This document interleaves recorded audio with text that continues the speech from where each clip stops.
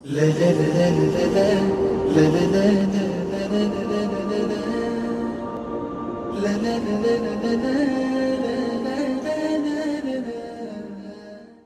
باللہ العلیم من الشیطان الرجیم بسم اللہ الرحمن الرحیم الحمد للہ رب العالمین والصلاة والسلام علی سیدنا و نبینا ابی القاسم محمد صلی اللہ علیہ وعلی آبائہ الطیبین وآلہ المعصومین الذین اذهب اللہ عنہم الرجس وطہرہم تطہیرا. اما بعد، ہدایت نامہ امیر المومنین علی علیہ السلام کے جاری اس سلسلے میں آج ہم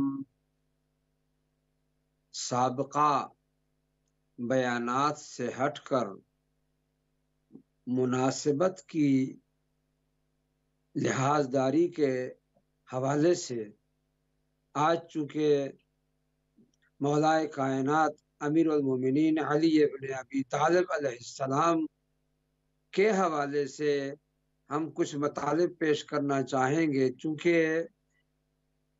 ضربت علی علیہ السلام اور شہادت کے درمیان کا جو وقفہ آیا ہے، اس دورانیہ میں امام نے کیا کچھ ہمیں ہدایات دی ہیں.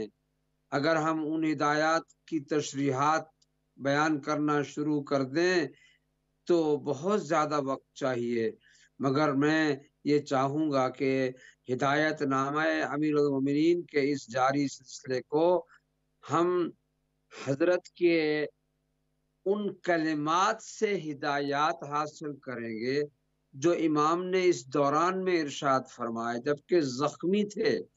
امام کو زخمی حالت میں جب گھر لایا گیا تو امام نے اس حالت میں بھی اپنے اس منصبی فریضے کو نہایت خوبصورت انداز میں ادا کیا، اور اس طرح سے خلق اللہ کو اللہ سے متصل کرنے کا وہ بیان اور دستور العمل دیا کہ جہاں اپنی ذات منہا ہو جاتی ہے، اپنی ذات سے ہٹ کر ذات پروردگار کو سامنے رکھ کر امام نے جو وصیتیں فرمائی ہیں، ان وصیتوں میں ہدایت ہے.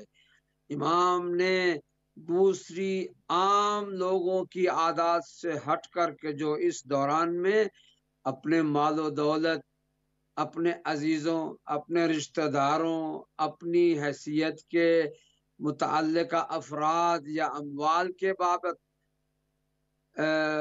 وصیتیں کرتے ہیں، مگر امیر المومنین علی علیہ السلام نے جو وصیتیں فرمائی ہیں وہ مشعل راہ ہے ہر ایک کے لیے، وہ ہدایت نامہ ہے. حقیقت میں امام نے اپنے قاتل کے بارے میں بھی وہ وصیت کی ہے کہ جو دنیا کا کوئی شخص ایسی وصیت نہیں کر سکتا ہے. اس وقت جذبات ابھرے ہوئے ہوتے ہیں، ان جذبات میں اس طرح سے سختی آئی ہوئی ہوتی ہے کہ انسان چاہتا ہے کہ اپنے دشمن پر اس طرح سے وار کرے کہ وہ اس کا وہ جذبہ انتقام ابھرا ہوتا ہے، مگر علی کا جذبہ انتقام نہیں ابھرا. علی نے اس وقت بھی ہدایت کی، ہدایت نامہ دیا ہمیں، اور ایسا ہدایت نامہ دیا اور کہ پہلی منزل میں امام نے یہ فرمایا کہ دیکھو میرے قاتل نے مجھے ایک ہی ضرب سے مارا ہے، تم بھی اسے قصاص کرتے ہوئے حکم الہی کو سامنے رکھنا اور ایک ہی ضرب سے اسے قتل کرنا.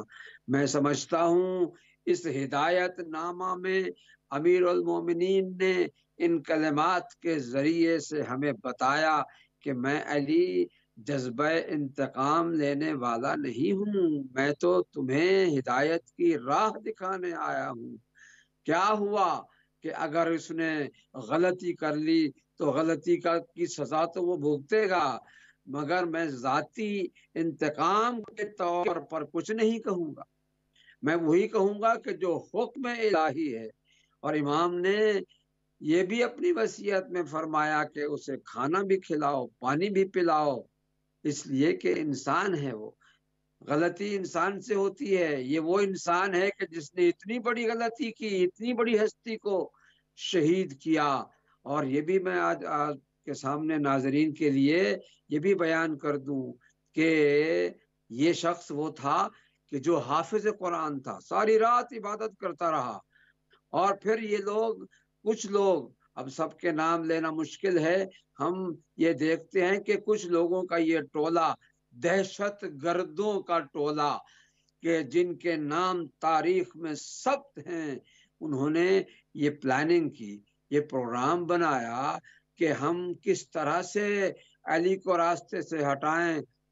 تاریخ میں ایک ایسے الفاظ بھی ملتے ہیں کہ ان لوگوں نے ساری رات عبادت کر کے کہا آج سب سے بڑی عبادت یہ ہوگی کہ علی کو قتل کیا جائے، یعنی مولا کائنات کو قتل کرنا بھی انہوں نے اپنی عبادت قرار دے کر اس عمل کا، اس اتنی بڑی دہشت گردی کا ارتکاب کیا کہ دنیا میں اس کی تاریخ میں کوئی مثال نہیں ملتی۔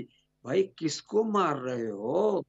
وہ تو نماز پڑھ کے، وہ تو اپنے پروردگار کے حضور پیش ہو کر اپنی بندگی کے تقاضوں کو پورا کر رہا ہے، اور تم اسے اسی حالت سجدہ میں شہید کر کے عبادت کے حوالے سے اللہ کو راضی کرنا چاہتے ہو؟ تمہیں شرم آنی چاہیے۔ اور آج کل کے دہشت گرد بھی اسی طرح پہ چلے ہوئے، وہ ظاہری شکلوں اور اپنے ظاہری اعمال کے ساتھ یہ بیان کرتے ہیں کہ ہم اللہ کے لیے سب کچھ کر رہے ہیں، لیکن وہ سب کچھ شیطان کے لیے کر رہے ہوتے ہیں۔ شیطان بھی بڑا سجدہ گزار تھا، شیطان بھی بڑا عابد و زاہد تھا، مگر اس نے حکم الہی کی نافرمانی کی۔ ولی اللہ کو قتل کرنا کون سی عبادت ہے؟ آج مومنوں کو قتل کیا جا رہا ہے، آج دنیا میں علی والوں کو قتل کیا جا رہا ہے۔ کیا دنیا سمجھتی ہے کہ ایسا کرنے سے ان سے اللہ راضی ہوگا؟ اللہ ہرگز راضی نہیں ہوگا۔ شیطان کی پیروی تو ضرور ہو سکتی ہے، یہ عبادت الہی قرار نہیں پا سکتی۔ مولا کائنات نے وصیتیں کی، اللہ اکبر، ایسی حالت میں امام کا تقوی الہی کے بارے میں تاکیدی بیانات دینا اس بات کا ثبوت فراہم کرتا ہے کہ امام نے اس لمحے میں بھی اپنا منصبی فریضہ ادا کیا۔ امام چاہتے تھے کہ جاتے جاتے، ظاہری زندگی سے جاتے جاتے، ورنہ آج بھی وہ ہمارے ہاں موجود ہیں، اپنی سیرت کے ساتھ، اپنے کلمات کے ساتھ، اپنے بیانات کے ساتھ، آج بھی وہ ہمارے معاشرے میں زندہ ہیں۔ ہمیں ان کے کلمات سے اور سیرت و کردار سے ہدایت کی روشنی ملتی ہے۔ امام نے تقوی الہی کو سب سے پہلے اپنی وصیت میں ذکر فرمایا کہ اللہ کا تقوی اختیار کرو۔ یاد رکھو، تقوی الہی ہی حقیقت میں نجات کا ضامن بن سکتا ہے۔ امام نے اپنے بچوں کے بارے میں، اپنے دوستوں کے بارے میں، اپنے شیعوں کے بارے میں، امت مصطفیٰ کے بارے میں، یہاں تک کہ اپنے دشمنوں کے بارے میں اپنی وصیت میں وہی اصول ملحوظ قرار دیے جن اصولوں کی تبلیغ و ترویج اور نفاذ کے لیے امام کو منصب ولایت و امامت عطا ہوا تھا۔ ظاہر ہے کہ اسلام کی تاریخ میں 40ویں ہجری ایک عظیم حادثے کی یاد دلاتی ہے۔ یہ وہ واقعہ ہے کہ جو رہتی دنیا تک بھلایا نہیں جا سکتا۔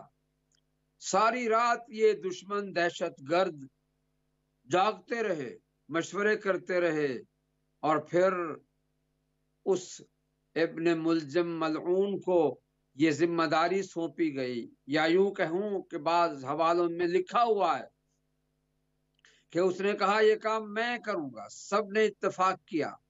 اس شقی ابن شقی نے اللہ کے ولی کو حالت سجدہ میں قتل کیا۔ میں سمجھتا ہوں کہ حالت سجدہ میں مولا کا قتل ہونا اس بات کا بین ثبوت ہے کہ قاتل شیطان کے پیروکار تھے، ان کا رحمان سے کوئی تعلق نہیں تھا، مگر امام نے اپنے منصبی فریضے کو ادا کرتے ہوئے اللہ سے وابستگی کی تاکید فرمائی، اعمال صالحہ انجام دینے کا حکم دیا، واجبات ادا کرنے کی طرف رغبت دلائی۔ یہی ہدایت نامہ ہے۔ یہ وصیت نامہ کیا ہے؟ یہ ہدایت نامہ ہے۔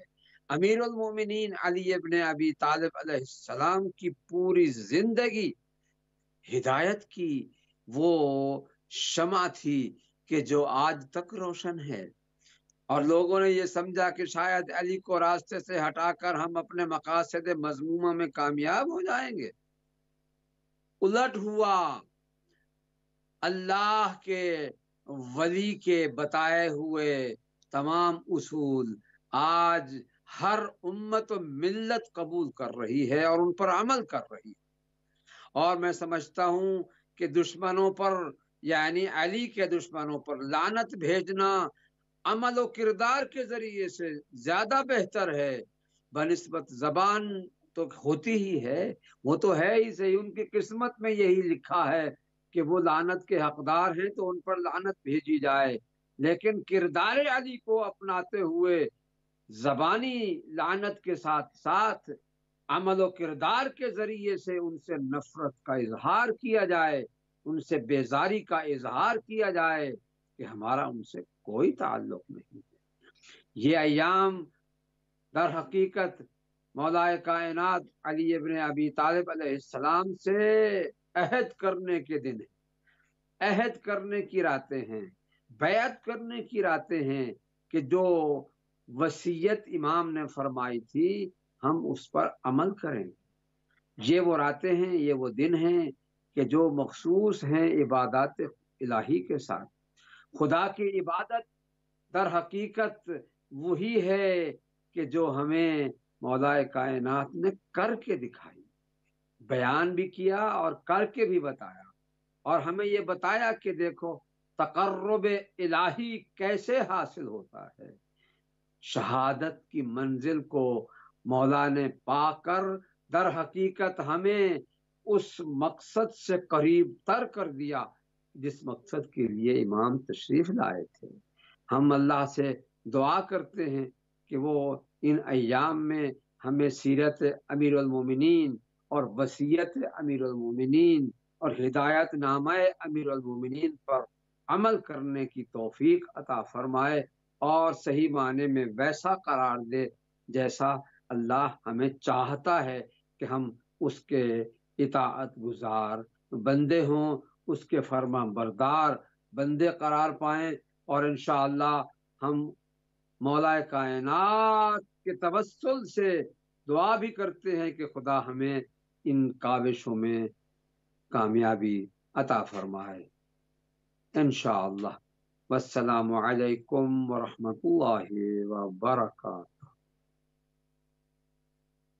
لا لا لا لا لا لا لا لا لا لا